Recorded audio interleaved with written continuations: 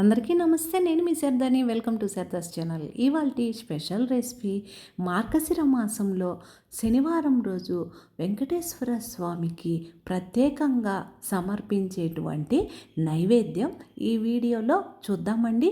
చాలా తక్కువ టైంలో ఎంతో రుచిగా తయారు చేసి స్వామివారికి సమర్పించవచ్చు. మరి ఆలస్యం చేయకుండా తయారీ విధానం చూద్దామండి. ముందుగా ఒక ఫ్రై ప్యాన్ తీసుకొని అందులో 1 టేబుల్ స్పూను ఆవు నెయ్యి వేసుకోవాలి. నైవేద్యాలు తయారు చేసేటప్పుడు ప్రత్యేకమైన గిన్నెలు ఉపయోగించాలి. రోజు మనము వంటలకి ఉపయోగించే గిన్నెలు కాకుండా ఆవు నెయ్యి వేసిన తరువాత అందులో కొన్ని జీడిపప్పు పలుకులు, కొన్ని బాదం పలుకులు, ఎండు ద్రాక్ష వేసి చక్కగా వేగిన తర్వాత ఒక చిన్న గిన్నెలోకి తీసుకొని అదే నేతిలో 1 కప్పు గోధుమ రవ్వ వేసుకోవాలి. గోధుమ రవ్వ కూడా మీడియం ఫ్లేమ్లోనే ఇలా కలుపుకుంటూ వేయించుకోవాలి. మంచి సువాసన వచ్చేంత వరకు వేగిన తరువాత ఈ రవ్వని ఒక ప్లేట్లోకి తీసేసుకుందాం. ఇలా నేనైతే ఎప్పుడైనా నైవేద్యాలు తయారు చేయాలంటే ఇత్తడిది చిన్న ఫ్రై ప్యాన్ ఉందండి. ఆ ప్యాన్లోనే తయారు చేస్తాను. ఇది ఓన్లీ నైవేద్యాలు తయారు చేసేదానికే ఉపయోగిస్తాను.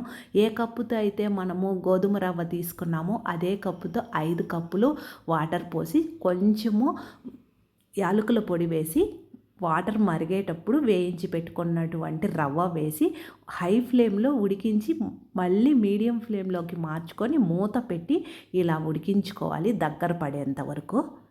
4-5 నిమిషాలకి మనకి చక్కగా రవ్వ అనేది ఉడుకుతుందండి. ఇలా ఉడికిన తరువాత ఏ కప్పుతో అయితే మనం రవ్వ తీసుకున్నామో అదే కప్పుతో 3/4 కప్పు బెల్లం వేసుకుంటే సరిపోతుందండి. బెల్లం అంతా కరిగి జ్యూసీగా వస్తుంది. తరువాత దగ్గరికి వచ్చిన తరువాత ఇందులో పావు దాకా అరటిపండు వేయాలండి. మార్గశిర మాసంలో స్వామివారికి వ్రతం చేస్తారు, వెంకటేశ్వర స్వామి వ్రతం. ఆ వ్రతంలో తప్పకుండా స్వామివారికి నివేదించే నైవేద్యాన్ని అరటిపండు వేసి చేయాలి. ఆ పూజా విధానం కూడా అమ్మ దీవెన ఛానల్లో అప్లోడ్ చేస్తాను, అవసరం అనుకుంటే చూడండి.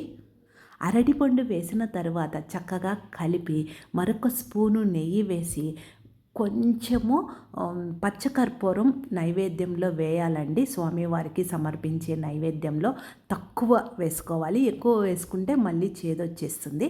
అంతే. ఇలా కలిపి తరువాత మనము ఏ గిన్నెలో అయితే స్వామివారికి సమర్పిస్తామో ఆ గిన్నెలో తీసుకుంటే సరిపోతుంది.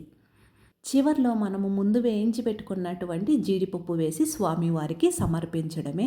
అంతేనండి. ఎంత సింపుల్గా మార్గశిర మాసంలో వెంకటేశ్వర స్వామికి నివేదించవలసినటువంటి ప్రత్యేక నైవేద్యం తయారీ విధానం చూశారు కదండి.